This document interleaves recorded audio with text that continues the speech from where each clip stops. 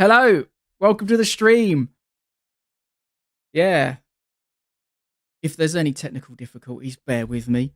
Haven't done anything like this before, so you just have to hang in there. I think I'm gonna have to replace a battery on my camera at some point. So thank you for watching. Thank you for joining. Yeah, the reason is it's been 20 years to the day that this YouTube channel was set up, and I wanted to do something to celebrate it. I thought about doing some videos, but sort of started doing some videos and I just went, oh, I'd rather just do a stream, talk to everybody direct, say thank you for everybody who's watched all over the years. Obviously, I think we probably peaked quite early on YouTube, but nonetheless, I thought it's something worth talking about and celebrating. It's kind of crazy. It's 20 years of my life. And of course, it began as Karting One. The YouTube channel is part of the karting1.co.uk website that me and my brother set up. And funny enough, back in the day when we set it up, it wasn't just YouTube. We had Google Video, we had Rever as well, and like Rever was like doing monetization way before YouTube. So yes, so I thought I'd have a quick look at the old YouTube channel, see a little bit of reminiscing. Right, there it is. And now it's called Alan Dove, but back in the day it was Karting One. And yeah, scary, very scary. And if you look here, look, joined 25th of March 2006. That is crazy. Yeah, so let's look at some of the oldest videos. That's what everybody really wants to see. So the first video that we uploaded was karting in the wet. That's a very sort of I got these videos loaded up on my streaming system, because if I play them directly off YouTube, it sort of lunches my computer while trying to stream at the same time. And but the first video was karting in the wet. Like I said at the time, sometimes you were sort of writing articles and then embedding videos sort of in a way that embellished the article, so to speak. This here, man, Jicker engine on a cadet kart.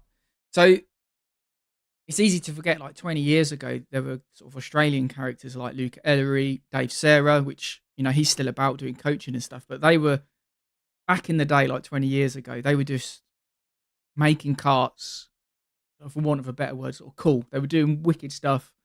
Dave would always be doing these mad lockup videos, and Luke Ellery was just like a mad lad. And that sort of inspired us really to set up the website. And yeah, we're going to look at the web archive in a minute, and I want to show you some of the early days of the website. The website doesn't exist anymore, but then we've got this karting CVT. Sorry, you have to bear with me. I'm new to all this. Karting CVT system, which is a weird, man. That was the strangest thing I've ever driven. But that was, again, we were sort of getting early into the YouTube game, way before it becomes sort of what everybody does now. I'm not saying we were the first, you know, but we're just early adopters, maybe a bit too ahead of ourselves, really, because if we'd started later, I might have been a bit more successful. Then we had the easy kart test, went down to Rye for that. Then obviously this video kind of launched us, which is when we tested the IXO XR50 down at Lid. It's got 790,000 views. I think altogether it was over 1 million, because it was on other video sharing platforms as well. And yeah, then we sort of, you know, back then it was like an airbox. A new airbox in TKM was kind of a important thing to film, apparently. And yeah, a bit of onboard, like 19 years ago. I remember when we first actually saw this onboard, I think it was David Tan, who, I think me and my brother, we sort of ran in Easy Car at the time. He sort of set this onboard camera up, and back then it was new. So you're watching this onboard thinking, man, that's like incredible. It was like sort of blew us away. This is, look at Karting Mission Impossible. This is a sim video 19 years ago. So maybe I was one of the first sim YouTubers. So it hasn't done me any good. DD2. I didn't get much time in that kart, funnily enough. The fella before me crashed. And so I went out in the final session. And as you can see, kart's on 3 wheels because one of the tyres had deflated. So I just got one session in the DD2 with a flat tyre. Yeah, he went down to London when Lewis Hamilton went out in a Jicker. Took one look at what they'd done, how they'd set this sort of course up around like a public path. in a park, and I was like, that's a bit sketchy, and he binned it. Probably one of the most important. These are short videos, but this is an important one here. The TT 75 100cc, what I'm all about, as you can see. This was part of the formation of proper karting, which led to my setting up of F100 down at Rye House, which was quite cool to get 100cc karting back. Nez went down to Paul Ricard because Paul Wolfall from Bikes Row sort of wanted to thank us for the video that we did. But I went down with Will Dendy, so we just spent like a few days at Paul Ricard on the kart circuit, and Mercedes were there with their, I think it's the 720, and yeah, kind of mad when you look back. So yeah, we got into the sort of vibe of YouTube like really, really early, and this was a good video as well when I did a comparison with Mike Spencer at Rye House. It was like a chump versus champ, and just to see how he sort of gains time. And the thing about Mike is, if you don't know who Mike Spencer is, you should. He's one of the best drivers we've ever produced in this country. He's a very intelligent driver. It's not just about pure out and out speed. It's how he manages his tyres over a race day. And then, yeah, this one here, F100 Rye House 2010. And that's a very special little video because I wanted to bring, looking back on it, I wanted to bring 100cc karting back to Motorsport UK with the MSA back then. I don't really feel quite, that way anymore about Motorsport UK. But yeah, we brought it back in 2010. And I think Oliver Scullion, he then joined the grid in 2011, and I think he messaged me, and I didn't know him at that time, and he said, what you should do is make it not just 90s karts, no water cooled, no modern karts. And I'm like, all right, mate, if that's what you want, go and do it yourself. And he did, and it was very successful. And it just goes to show, if you've got a vision for something, go with it. And yeah, then this is an important video, which was, God, I'm going through the videos now. I know look, it's a 20th anniversary, give me a break. This was an important video because we tested the Sudam. Always wanted to test the Sudam from South America. Sort of try and make a long story short, in South America, they went up to 125cc. I think they wanted to maybe make the engines a bit more reliable. And they went that direction in South America. And it was basically a South America only thing. I've always wanted to get an engine over here, so I tested that. And it was the first time I spoke and drove at the same time. When I came home with a recording, I played it for my sister, and I'd accidentally played it in like 0.75 speed, so it sounded like I was drunk, and she nearly died in a fit of laughter because it was me. There was sort of, you could hear me going through the corners like as I'm sort of trying to get the words out, but when you play it in slow motion, it makes you sound like you're very drunk. But it was an important video because it sort of helped launch with YouTube back then. It wasn't like I was uploading all the time, but it just demonstrated because the Ike's Ray was like a viral hit, and at the time, weirdly, we were one of the top YouTube channels under cars and vehicles. But this video is when it was like we truly become this sort of karting review, kind of a full video, if it makes sense.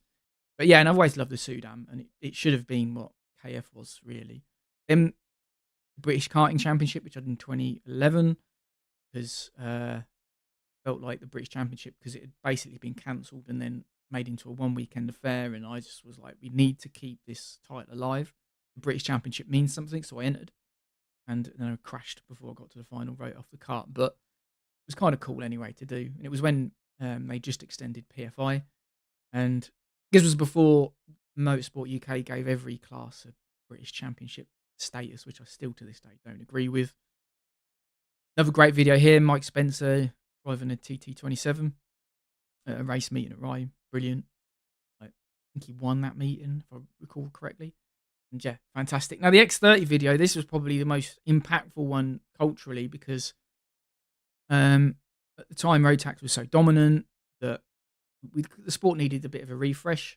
And I said, will this engine brake stranglehold in the UK over Rotax? I think the title was kind of hit a few buttons and that got over 100k views.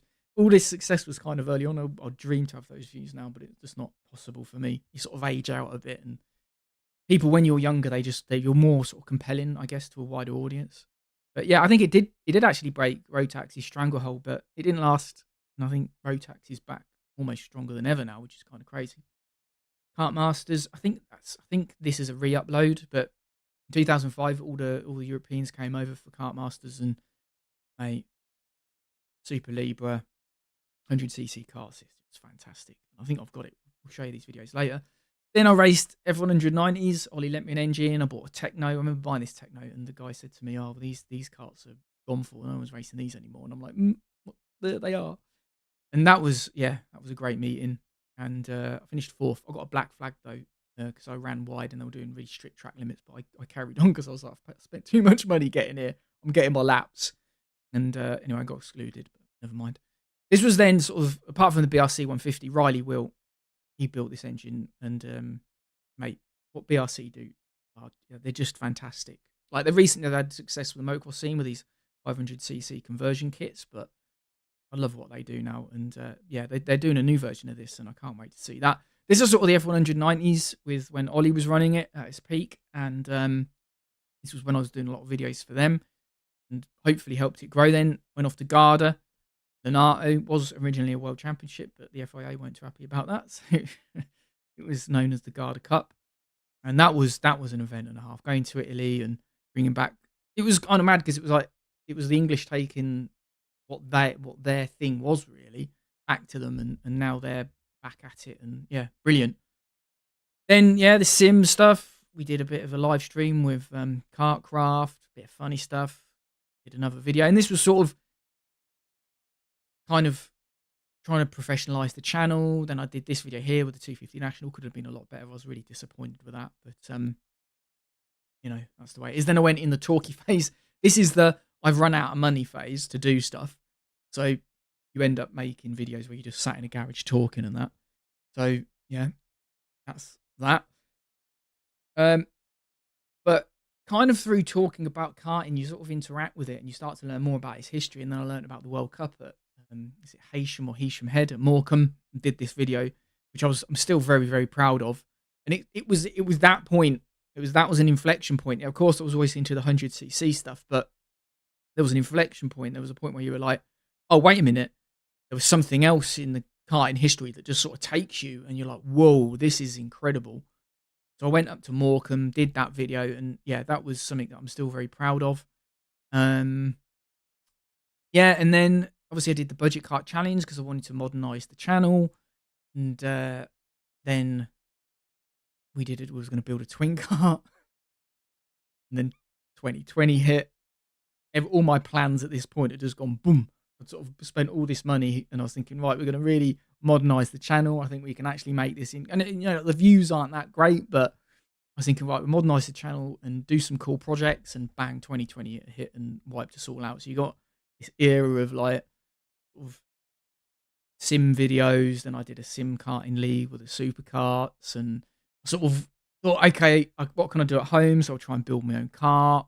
That sort of lasted for a few episodes, and then I kind of ran out of money. Then I sort of think, oh, I can maybe try this. So I tell a few stories about Susanna Raganelli, and still to this day, I think that she should be like world famous, and I don't think she wants to be, but I can't believe we're still sort of talking about her as if it's this new thing. And I've done some recent articles on my Substack and gone into loads more detail that I had way more than I had then, and it's such an amazing story. You're getting through this, then it's this podcast thing. I'm trying to blah blah blah, and and two-stroke Nirvana. You're just experimenting, and then obviously I got to finish the budget kart challenge. Then I got into supercarts.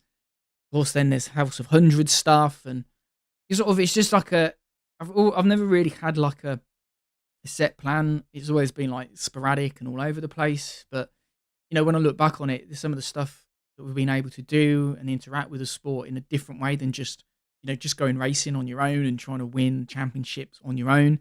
Share karting with thousands and millions of people. Yes, I mean maybe millions. I don't know, especially with a website and everything. It's been quite special. And obviously recently the San Carlo trip last year reconfigured my brain a bit, and it sort of put me in a place where I was like, if this is it, if I don't do anything more with the YouTube channel, and I haven't done much since then. I mean, I've tried to try new things, but I thought if this is the last thing I do, I'm happy with that. And so that's 20 years of YouTube. So yeah, it's kind of scary that it's wild. Oh, hello, Will. Right, I'm new to this, so you might have sent me a message and I've missed it. It was the good old days. I think I've got a video of you, Will, if you're still watching at PFI and in the IXO proper. What about supercars today? They are dying. Nothing in Germany, only in France and England. Um, the issue with supercars and is that it's been the biggest impact has been on the F1ification of karting, whereby sport is dominated by the karting narrative. Um, has been the adult exodus. Problem is with supercars is that if adults aren't going short circuit karting, it's kind of very difficult to it's very difficult to bring them back in, and it's very difficult for supercars to bring in new drivers because basically go from a position where someone might start on the shorts in 125s, and in UK, you could do even 250 national on the short circuits. To go from that to long circuits is easier because you're making small commitments rather than one huge commitment going from nothing to supercars. So unless you can fix getting adults back on the short circuits, and that kind of means sort of pushing out F1, or pushing out the F1 narrative that it's just a kids sport, it's very difficult to bring supercars back. Okay, I drive 100cc engine is 35 years old now, still running.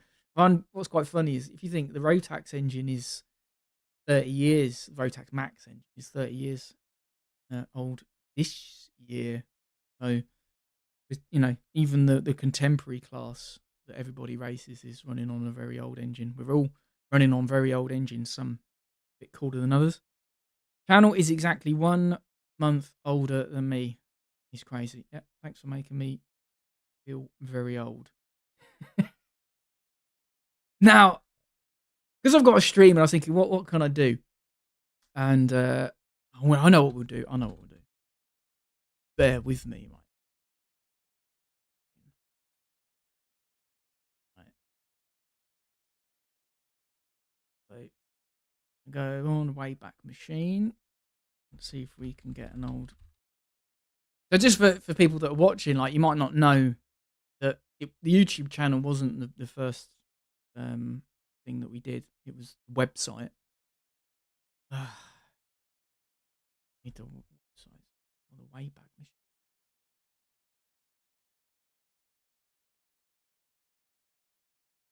Need some holding music. I'm sort of thinking that my computer was going to absolutely lunch itself when I get this to work, and I'll let that load for a bit. Oh, pressed the wrong button. Like I said, you have to bear with me a little bit. Right. So here we go. Weird that you ran this website, and at the time it was kind of like this brand new thing that we were trying, and it was like, because everything had got a bit stale. Like, no offense to Karting magazine, but at the time, we had this magazine, and we had another website, karting.co.uk, and we felt like, oh, like you do, like anybody that's young, you think, oh, well, everything needs a refresh, and so we sort of started the website, and right on the left there, it coming soon. While we bought our old school reed valve motor and what we plan to do with it. This is sort of beginning of like the 100cc resurgence, and maybe my ego's a bit big, but you can see not much has really changed. You got Mark Litchfield overtaking driving techniques video. This was on Google Video. So it's gone. Kart Sim interview. See, Kartcraft came out, in 2019? It actually goes back to like 2007, and I interviewed Zach back then. Paul Fletcher interview. Look, high back seats. UCIK, high back seats. We were panicking about these additional safety things way back then. I interviewed Amanda Lasso. Really forgot about this, kind of wild. It's very strange looking at old website stuff. So yeah, this is what we had. Then we started the forum, and yeah, it's all gone. It's all gone. The website's gone. deleted by the post by accident. But it was sort of, these things. Things are on the slide. Even way back then, this was like 2019, and yeah, things sort of come to a natural end anyway, and it's sort of been taken over by social media by then, and can't really compete at all. So, yeah. So, what else did we do? We had website, we had the videos, then we were running events. It was really good. But let's have a look at some of the videos. Yes, I have a plan. Right.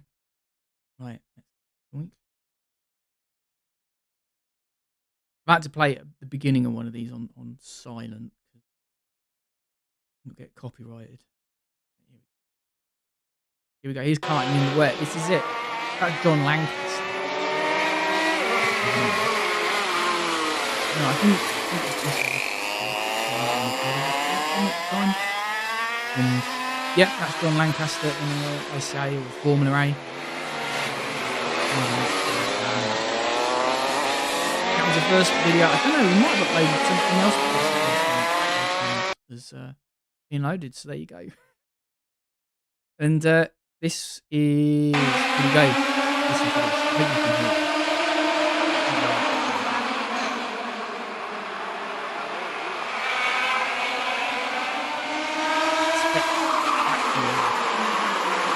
Spectacular. Jason Parrott. His dad was a world champion in Formula 2.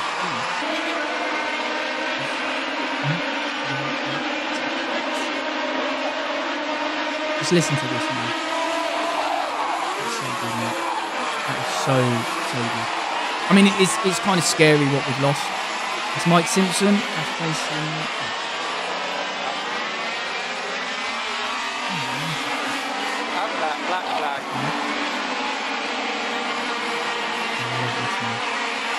Like, you had to walk from fullback, because if you don't know, he had to put a mile away from another kart circuit, which was built in an old RAF base. And he was so crammed at that time. There's Mark Richfield. Almost unbeatable that period of time. He is.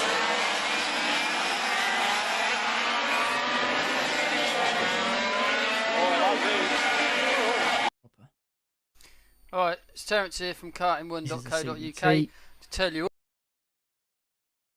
I have to put this on silent because we get copyrighted.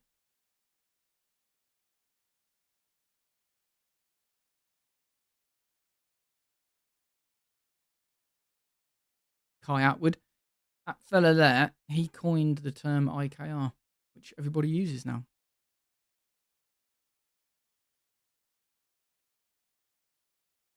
Matt, this is our biggest video.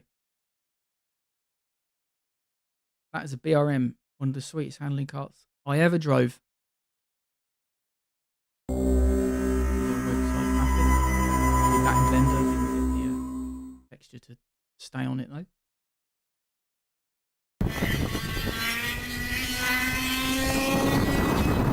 Back then, we were always locking up, trying to get the picture. What does that mean? Okay.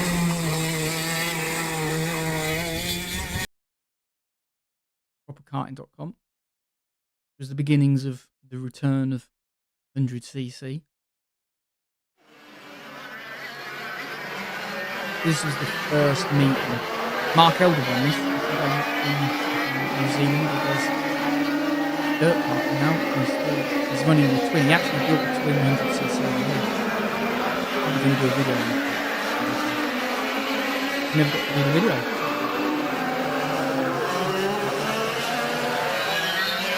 David Baldwin. Usually ran KZ. I bought the VR98 for this. And a few years later, the engine. Well, the VR98 had some sort of value, but we sort of knew back then when you had Ralph Nichols, well, he was running an MTV, we you sort of knew looking at that.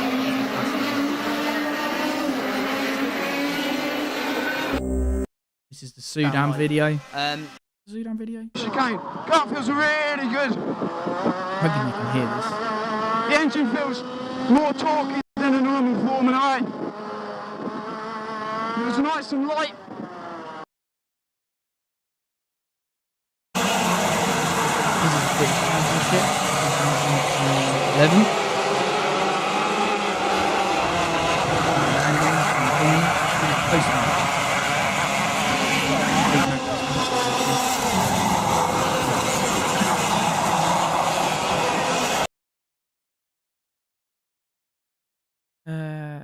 Yeah.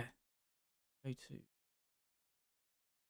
Oh yeah, this is 2014 when I did the 90s for the first time. It is said that you shouldn't ever really meet your idols. But when I had the very, opportunity very to cool go back to then. Wilton Mill and race what I consider the best era CRG of karts engine, ever, which what was Ollie the lent me. 90s and 100cc, I couldn't. Yeah.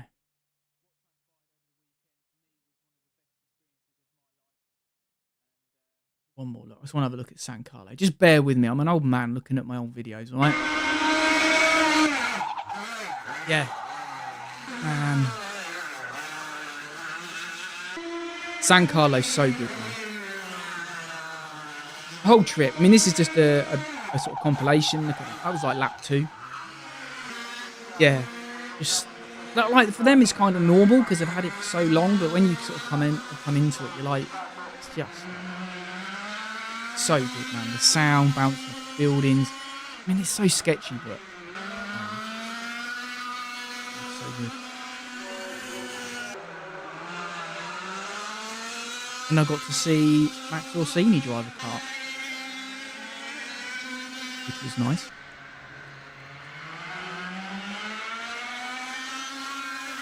I'd like to drive it though, to be honest with you.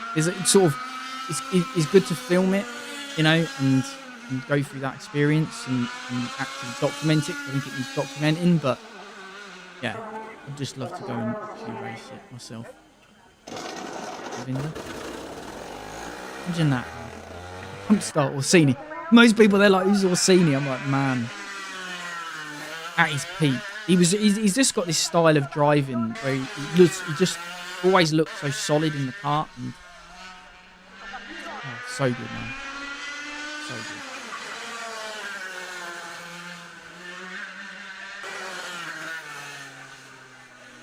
There's a museum there. I did it in the video. This stuff I love, like seeing people on the balcony.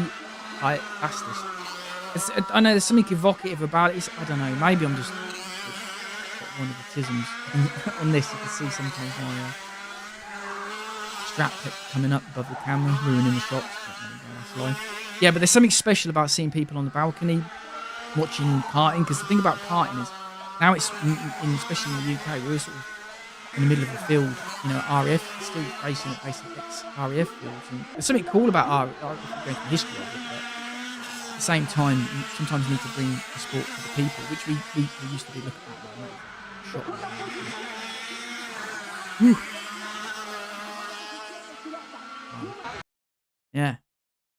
So, now, because I'm a nerd, I thought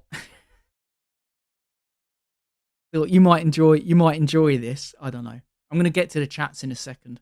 I'm running on one PC, so it's like I've got like loads of windows open. I don't know what you're seeing, what I'm seeing. Right. Keep going. Wrong thing. Right, just bear with me. I wanted to do this video, right, on abandoned kart circuits. Like I said, because there's something weird about, I don't know, it's like, you know, when people, they sort of go to abandoned houses and stuff. I think it's the same kind of feeling of going somewhere where at one point in time, this place, which is now abandoned, was someone's whole world. It was their existence at that precise moment in time. And then 50 years later, it's just like, barren. It's not. It's kind of not romantic, but there's a sort of quality to it that's quite captivating. That people can it sort of envelops their whole existence and then gone. Right, I'm gonna get to some chats though. Yeah, it is very long for 20 years of YouTube. Very, very long. Evening, Alan. Some great videos over the years. Made all the F100 time special. Cheers, Darren. Yeah, it was. And hopefully House of 100 too. Gorilla TT25 was my fastest. In Germany, we had the GKC. Yeah, the GKC was great. Yeah, they started quite early as well. Parent stuff. Boy, mate, what was that about getting a bill? Yeah, I thought I'd got the other video. I actually thought I'd remove that bit from the video. Change that. Right. Now this is proper nerd stuff.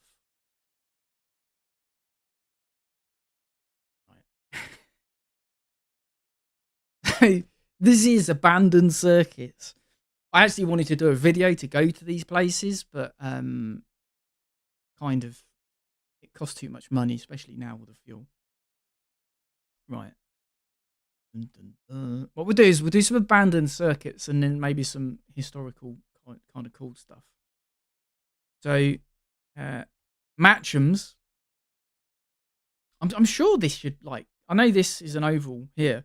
I think they're trying to get back. I'm not sure. I think Darren, you know about this, but yeah, this sort of track's right on my street as well. Look at this, man. Down south in England, for those watching outside the country, just like that. Look, this used to have a lot. These circuits are so good for getting people into karting because they're very welcoming. They used to be very sort of important just to get people in. And now it's just, it genuinely looks like an abandoned place. It's kind of crazy. I get back to my heading, please. Reset to normal. That's Matchams. Now, I don't know. I could get some pictures of this, but there used to be a circuit in Southampton here, and you wouldn't know it's there, but it used to be there. I don't know exactly where it was, but now it's basically a car park and I'm guessing shops or factories or whatever, warehouses. But there used to be a circuit there. Kind of cool. You will know this. Crystal Palace. Most people think, they think F3 and touring cars and that, but they did a lot of kart racing here. And the last race, what was it, 72? One of the last races, if not the last race, was a karting race.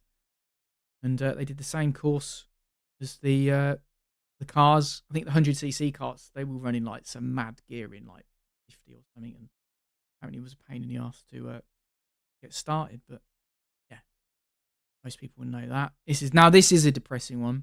For those who know, this is Tilbury. And because sort of this is another kind of mad Tilbury day. I'll tell you in a second, right? So this is kind of a circuit that was culturally really important in the sport. There you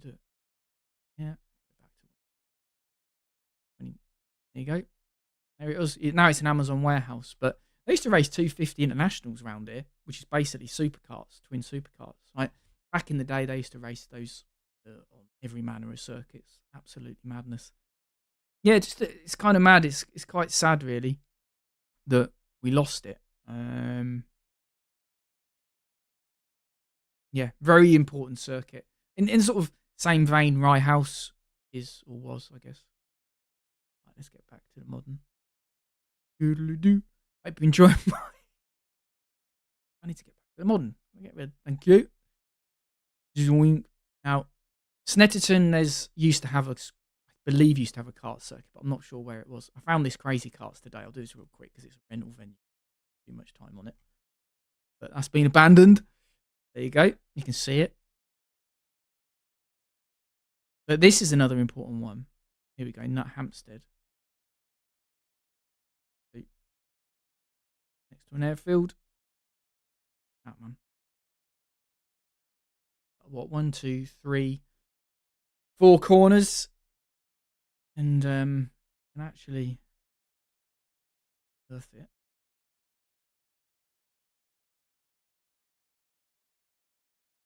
Five.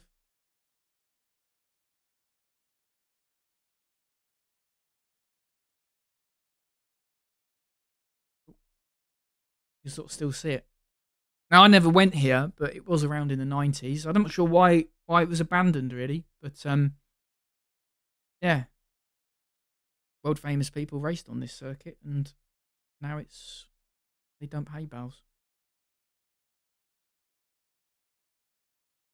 I suppose I could actually venture to this one. Go back to 2D, please.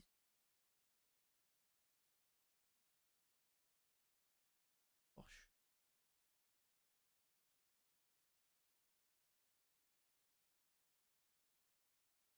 Now let's venture westward. Now, Birmingham Wheels, there's a lot of controversy over this place, especially the people that wanted to keep it open. None of them, like Brum. You watch the Brum kids TV show. They went Birmingham Wheels. They raced 125 nationally, I think, one of the national events. And yeah, just in literally, that's Birmingham, bang.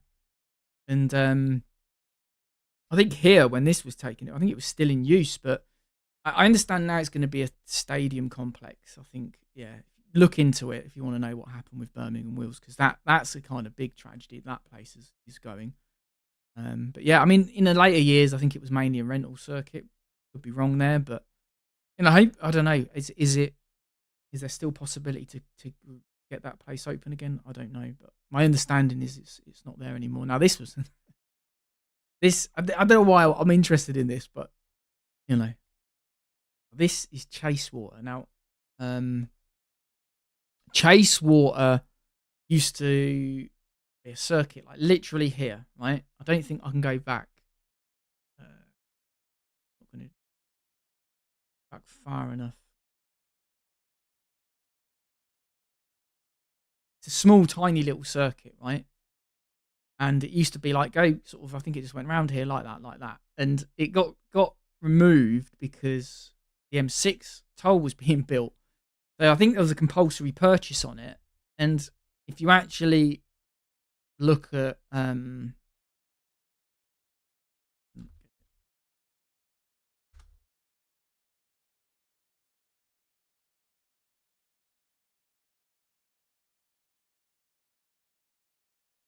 can't really see it, but there's where this is where the pond used to be, right there, and it sort of goes. There's the circuit, right? Yeah. The circuit is kind of there's that sort of area there, and then the circuit's sort of here. So the actual circuit could have stayed there. I don't think the actual toll road interferes with the circuit, but there you go, gone. Now, Long Ridge.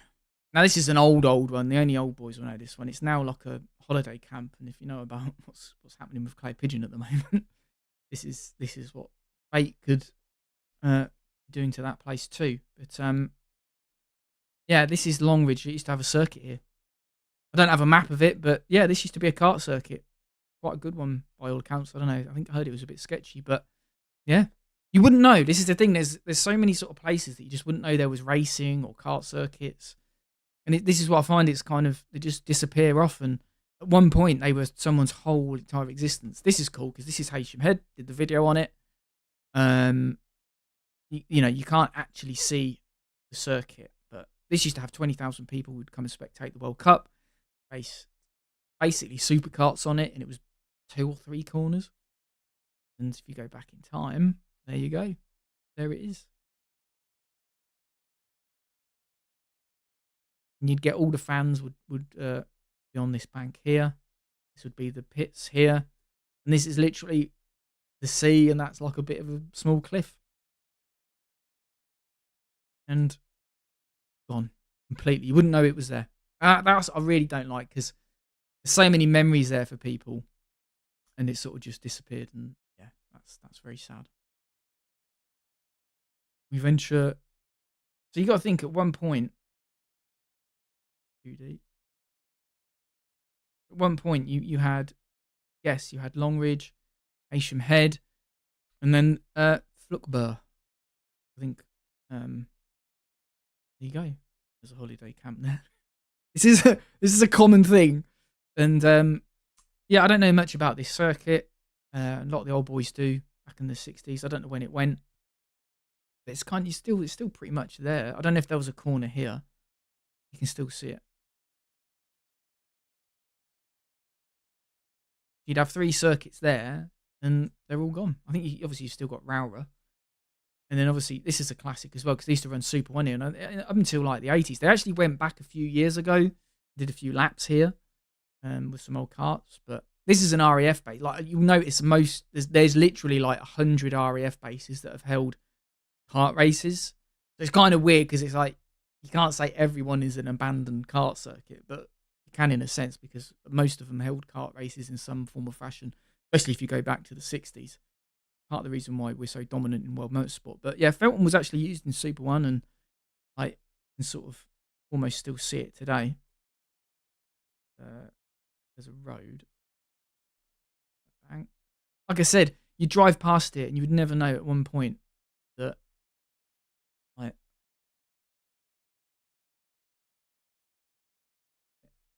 just sort of, it's over there. There was a thriving kart circuit, and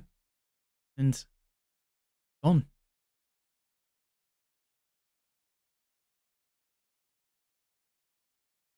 I'm hoping you find this interesting. I do. I'll go back to some comments. Matcham's the Oval still running racing this weekend, but the kart circuit is in poor state now, sadly. Yeah, indeed. Yep. So, my brother, you raced? I don't remember going Nut Hampstead.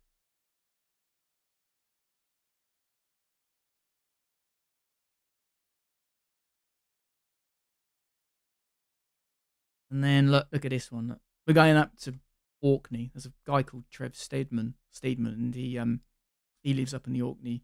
He needs to tell me about all of the kart circuit, because all the kart circuit, I can't speak English, all the kart racing. Because back then there was like basically an oil boom, so you had a lot of men basically with money, and karting sort of took off. And here's one at Houghton, I don't know how to pronounce it. And like, there's a house on it now. But there it was. Just like there's a kart circuit there. If we can see, you sort of get a vibe place. There you go. Again, it's like it's these places that you just never know there was a kart circuit there at all. And yeah, now let's do a quick trip.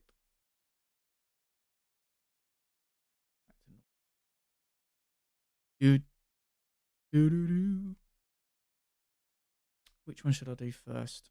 Well, this one popped up because a cool picture was posted online. Motor Club Lucio Ricci or Richie. It's gone now. It's on the beach. But that must have produced some images. So these are the historic ones. Okay, so this is a sad one because most of us have some recollection of Palmer. Very depressing, to see what it is today. The circuit's gone, but obviously, yeah. This one is hard because Palmer's such an important circuit in world karting. It was one of the big ones, and for that to go, shocking. Pista Rossa.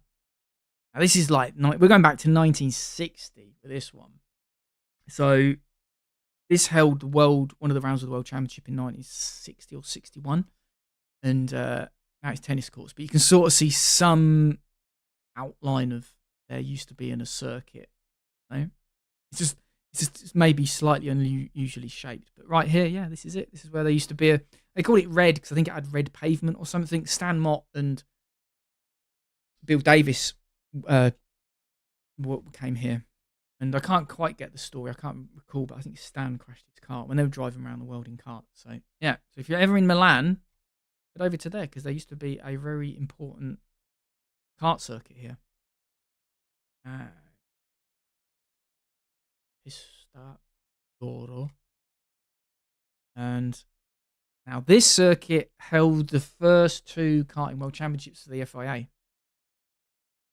And when they did the world championship in 2004, which was the 60th anniversary of the world championship, I was just like, there's images of Guido Sala being lifted up by the crowd. And that happened again at Vevey to some extent a few years later, the European Championship. And it's like, these are legendary images, like proper images. They didn't make no reference to it from what I recall. It's like, to see this circuit, just such an important circuit. If you watch video archives of the World Championship in 1964, I mean, this circuit is like, it's to modern standards, it's still like mint, and obviously not now. It's in a state of disrepair. Like, it's so depressing to see this. All overgrown. It had like a stands and stuff, and snack bar, and that to me is like that's unacceptable.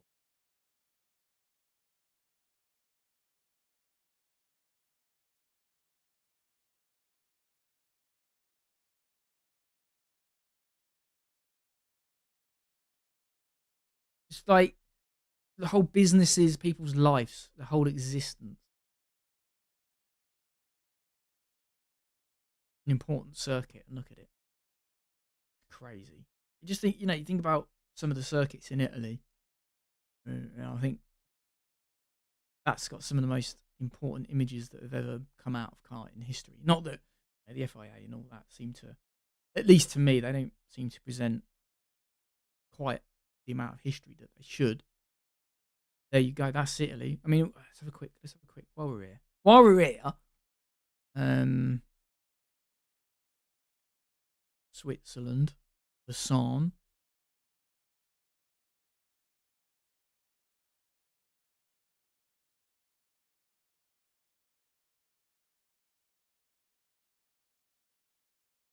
Bear with me.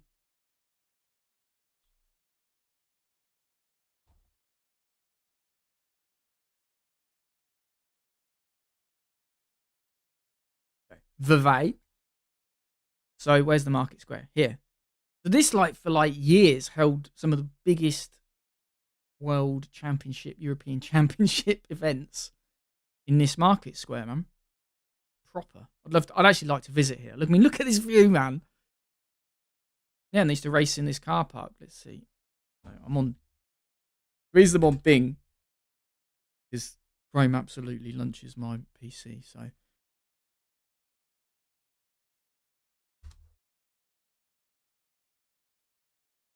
I can't show any of the videos before. I don't think I've seen that video.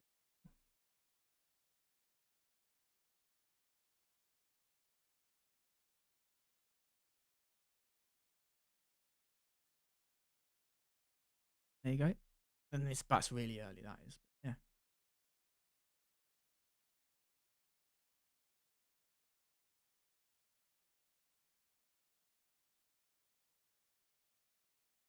This is the pictures we might upload at some point.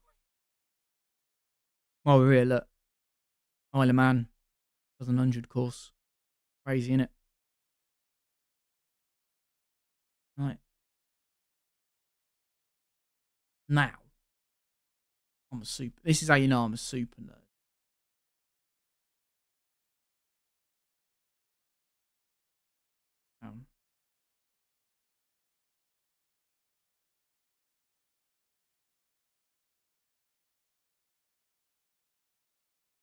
Well, let's do a little bit of a trip to the Rose Bowl. This is where it all began, or well, one of the places it all began. One of the first races, I think. Apparently, the story goes that the police took them a few weeks to figure out where all the noise was coming from. This is where some of the first kart races ever happened, was around this car park in California. I don't know why the Americans don't boast about that a lot more, because you created the sport of kart racing. Do not realise that you did most of all this stuff. Then Takate, which I wrote about in a book, you see it up there. No, so it was like so Takate was 100 miles, and they basically went along this road. Then they did a U-turn, like, because it was like the road was wide, so it was back and forth. So they went up the road and around some grass track, back on the pavement, up the road around sort of, I guess, around here, and then back again for 100 miles. And the images from it are like incredible. So I look up to Kart 100 miler, or if you go on, I think I'll put some links below. Yeah, they used to race here in the early 60s, man. Some amazing pictures. Like, it's incredible. You've got the things like I sometimes watch old videos and it will be like, because I did a load of research for the book and I was just interested anyway. Tex Bell, Faye Pearson, Duffy Livingston, and suddenly you start recognizing the faces and you just think that was a proper pioneering special time karting. Some of the best events that ever happened. I'm not even joking. They just make the modern scene just look weak sauce. So that's Mexico. And then Bottomless Lakes Grand Prix. This is like astonishing, right? So I mean, it's like another 75 miles, 100 miles race around Bottomless Lakes in Roswell. If you want to know where the UFO crashed, leave the UFO around here. If you're into that sort of thing. And yeah, you can't quite see it, but here's the road, right? It goes up around here. It's 8 miles around here. Where did they? I think, yep. So up here. I think. And around. I think they might have actually. I can't remember. They turn around. Absolutely mental. That might be it there. There. Background. This is back in like 1960, 1961. They were like doing over a ton. Let's see. Let's try and get a picturesque point of the circuit. So this is sort of where the finish line, start finish was. It's kind of barren now. Boring.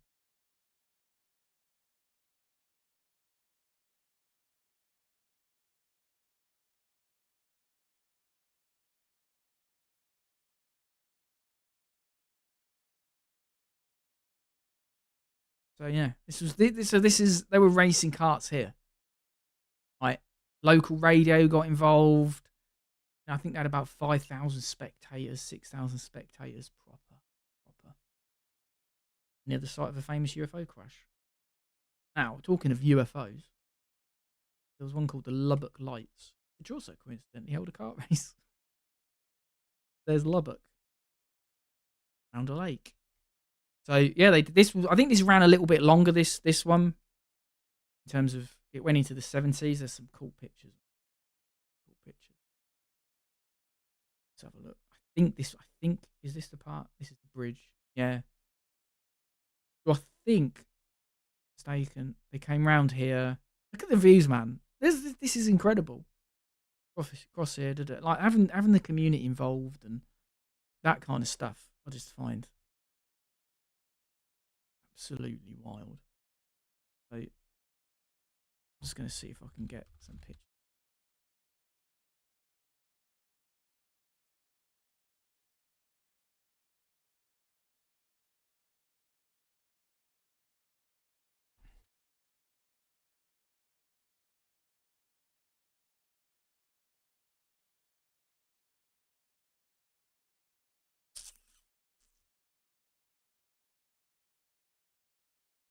Bear with me.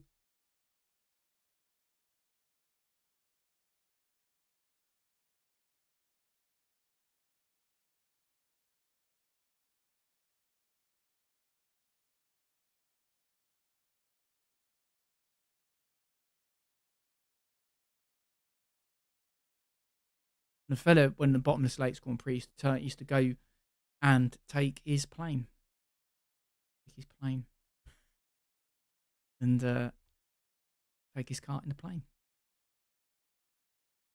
I wrote about him in the book. If you look at the front cover of the book, there's a plane with a cart on the top of it. He didn't actually put the cart on the top.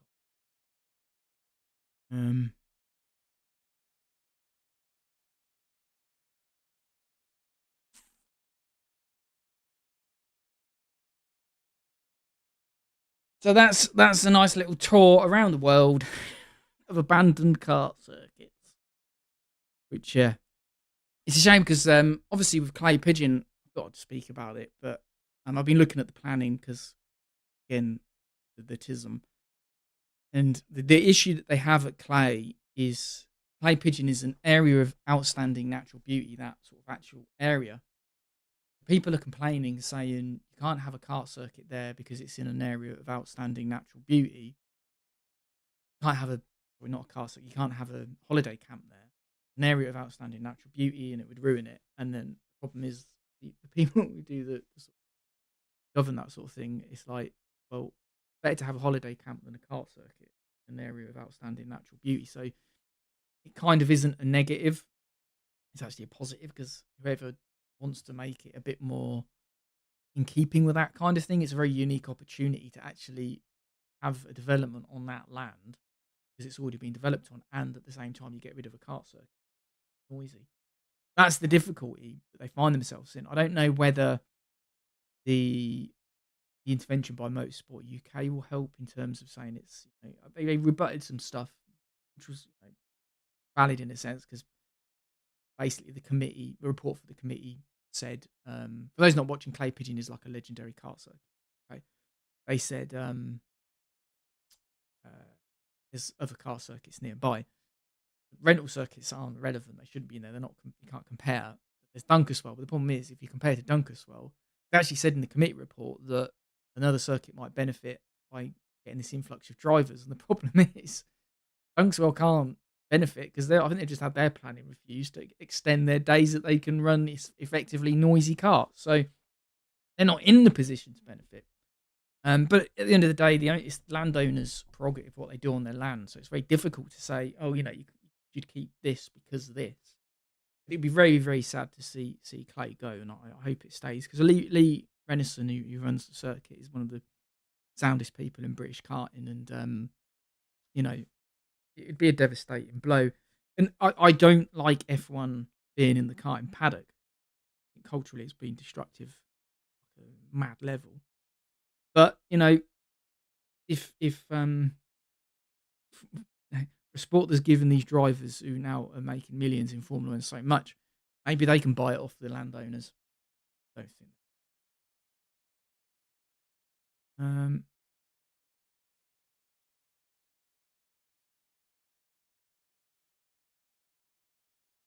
Is the stream healthy? Yes. Right. Wonder what else I can talk about because I don't really know what to do with these streams. I actually put a list of stuff to talk about. I think I did put on the title "Laugh at F1" because I do think I do want to talk about the future of the channel. But let's first make sure we get the priority right of laughing at F1 because what I think it deserves to be dunked on, and I hope it causes damage to the sport in terms of viewing figures because you can't have drivers losing speed on a qualifying lap. It's atrocious. I don't know what's going on with that sport, and I don't think karting is in a position to benefit because we just don't have the infrastructure for there to be a viewership. But it's I can't watch F1. Like it's a cultural thing. You watch it out of habit, right? And obviously, it's the structure of the sport means multiple car manufacturers, building bespoke cars. It's the best way to go racing in that sense. But my word, the technical regulations are a big miss. But most of us watch it culturally out of habit, and it's very, very difficult to divorce yourself from it because you spend so many years watching it. You've just placed this massive value in it, and it's very difficult, even if it's just highlights, just to go, nah, not for me. I don't want to do this anymore. And that's what I think. If that's what happens with a lot of the fan bases, it doesn't matter how many mistakes the regulators make because the viewership is habitual. Errors aren't. When things go bad, people don't see it as bad. It's just something different, and them adapting to it emotionally is a sort of way to demonstrate their fandom in a sense, if that makes sense. It's like when band releases maybe an experimental album, right? And I actually do think musicians should always be free to do what they want, right? And experiment. When an album is not very good or it goes off in another direction, sometimes fan base will listen to it begrudgingly and try and pretend it's good, but it's no. The emperor is naked on this one. Yeah, I think for motorsport in general, no one's actually in the best place to benefit from F1's mistakes because at the end of the day, it has that cultural heritage that's very, very difficult to compete with. I think the only sport that really compete with it from a structure standpoint is superkarts and maybe KZ.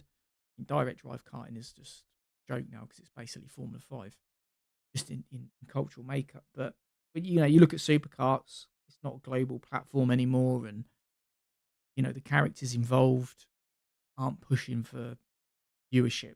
It's still a very participation based culture, even though the structure of the sport is kind of really cool.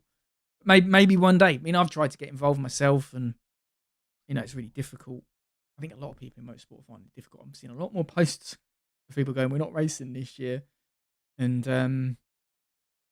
try to get a superkart project together. And this is going into the future of the channel, and my involvement in karting, I guess. Obviously, it's a difficult one because the way YouTube works for me is the videos that I think will do well.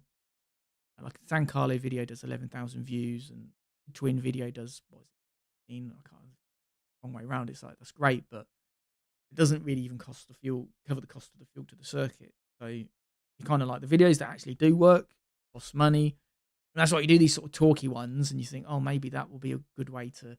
Then you sort of run out, and you just think, oh, is this just me chatting nonsense? You know what I mean? And people get bored of that pretty damn quickly. So, yeah, I'm not sure. Maybe, you can put a full stop on it and go, I've done everything I wanted to do, and happily move on. But I've still got a few itches to scratch. But whether they come to fruition or not, who knows? I don't want to commit to something again, not complete it.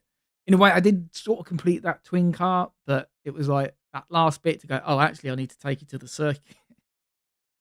And suddenly it's like, why are entry fees 90 quid all of a sudden, And, it's just like, maybe the summer will come and we'll do something. But yeah, at the moment, I don't want to commit to something, announce it, and then it's like 2 videos in, you're like, I can't really afford it anymore. Still want to build a kart. Got a jig essentially and welding gear, but suddenly look at getting tubing and it's oh my god. I was like, oh, I've got a tube bender. Mind you, Jade use I think it's called a conduit bender, and they actually have subcontracted their tube bending now for their supercar because that's all they build now, and they don't actually do it in house anymore. But I was speaking to Mark, and he's like, no, we have this conduit. It's like a pipe bender really, and it's like 2 of us, and wow, you actually built carts like that. There's me trying to think, I need to spend 1,000 quid on a JD squared tube bender, and they're doing it, building competitive carts with something far cheaper. I think they got it some the actual dies made, so that's probably where it probably cost a little bit of money. But the actual system itself is proper old school. So yeah, I don't really have much else to say, really. We don't really have culture wars in karting. It's not like the entertainment industry where every week you can have 10 video essays on a TV show. No. So yeah, I mean, I guess one of the difficult things I think going forward, especially with the short circuit scene, and for me it is almost like a full stop, is the anti-launch devices are kind of that. On April the 1st, they become compulsory, and I'm like, not for me. Maybe not for me. That's a step too far. I don't think I can cope with that, and that's the line in the sand where I'm like, ugh. I might do a watch along with the KZ World Championship, and those drivers, they deserve so much more attention, and maybe they don't. Part of the problem is if you're in karting after the age of 16, I think some of them feel a bit embarrassed. They never went to cars, and well, I think some of the drivers in there are like some of the best in the world. I don't think they, my view, sort of push forward that notion. I think some drivers are happy to kind of hide away a little bit because it is difficult to come out and say, look, I'm proud to be a kart driver. You see all these articles. It's always like, why didn't they reach F1? Even today, I was reading something about Sophie Kumpen, and it's like, oh, Yoss's and Max's most talented mum, better than Yoss. You always hear that something, but she never made it to F1, and it's like, why do you need to put that in there?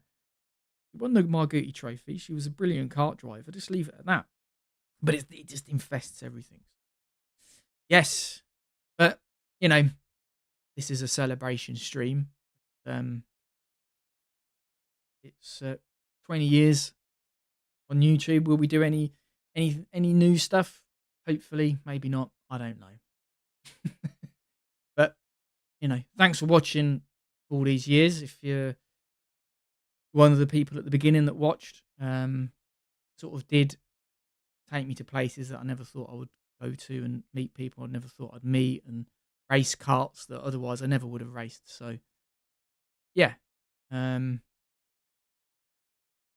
for watching, and I'll end the stream here. Thanks for all the comments. Money, it's all about money in F1. Yeah, it is, but I do think culturally there's still something just hangs on, but maybe I think with this new set of regulations, I'm like, not for me. But yeah, I'll end the stream here. Thanks for watching, and yeah, 20 years.